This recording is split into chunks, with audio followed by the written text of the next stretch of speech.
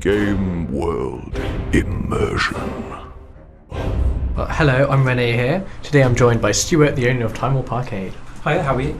I'm doing great actually. So what's the origin of the arcade? The Orgin of The Arcade, I've always been a game fan. Started playing games in the 80s and also in Insane Games. So yeah, my life has been around video games. And over recent years, I've not liked the way it's gone very online orientated. I like being able to sit there and play with your friends. And because I already kind of collected arcade machines, it just made sense to set up an arcade, charge people an entry fee so they can have unlimited goes, not worry about £1 a go, and just play with your friends in the same room. You just stole a few of my questions there. Sorry. But you were speaking of already owning some arcade machines. What was the first arcade machine you owned? The first one I bought was back in 1996. With Insane Games, we actually bought a Teenage Mutant Ninja Turtle 4-player arcade machine, which was just sort of £50 from the local paper, including delivery, and that just kick-started a hobby. Just actually going into that, you said about £35. I'm not an arcade expert, but that sounds quite cheap for an arcade machine. Back in the day, that was about right. So yeah, it was £35 plus £15 delivery. Now that same machine, funnily enough, I saw one on eBay last week, sold for just over £1,500. So arcade crazy. Machines have gone crazy expensive. Yeah. So another question I had as well is, what is your favourite arcade machine that you currently have in your arcade? The ones I have, but sadly isn't working, is an original 1983 Star Wars. I played that as a kid, and it was my Grail machine, the one I wanted to own. Mm-hmm. But if I only pick the working ones, I'm a big fan of the Alien franchise, the movies, and I've got a few Alien games now which I frequently play. That is pretty cool.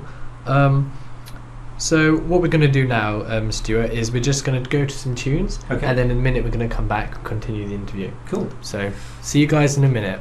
We've just been talking about the origin of the arcade, and we're going to go on some other questions. So I remember you saying earlier how TimeWarp Arcade has a different style of a different style of running than other arcades. Could you elaborate that on more? Yeah, certainly. We were looking at doing an arcade the traditional way, where you pay per go, but we wanted to make it all about gaming, not about gambling or tickets, and we just couldn't make the numbers work. And then we heard someone had an idea of doing an arcade where you pay a set entry fee and you could play as much as you want. That way you were guaranteed to get sort of a little bit of money off of everyone that came in, without having lots of people just hanging around wasting time. And it meant people got value for money. It wasn't £1 a go. They could pay a few pounds and stay for hours. Yeah, I think that is pretty good. So speaking of the arcade then, because I've been there as well, sometimes it can get really busy. What do you think is the most popular game currently in your arcade? It tends to be this. I don't know if there's a most popular. I think the most popular one actually is a fairly new one we've got in called Dead Storm Pirates. It's this huge cabinet you have to sit inside. You've got these two great big sort of like cannon gun things, and it's lots of zombie pirates and sea monsters and things. It's really, really popular, but it's very, very big.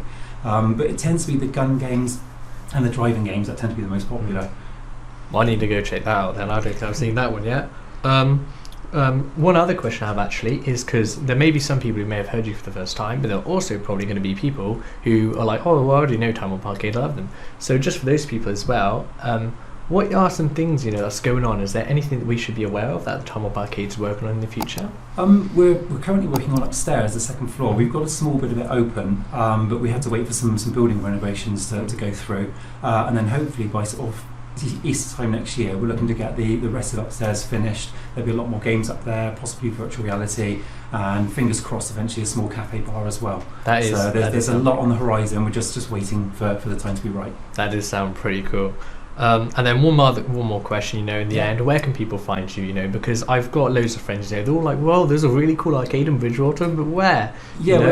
So where are you guys? But we're kind of tucked out the way a little bit. So if you find Asda in the town centre, and then you see where the petrol station is, we're kind of right next to the petrol station. We're slightly tucked back off the main road, so you have to know where we are to find us. But yeah, once you find us, it's obvious where we are. Yeah, well, thank you for coming and spending your time here. If you missed the first part of the interview, you can also watch this interview on our YouTube channel, Sedgemoor FM. If you've enjoyed this episode, then why not subscribe to the channel? And if you'd like to support the channel, then please pop over to our Patreon. You'll see a link in the description.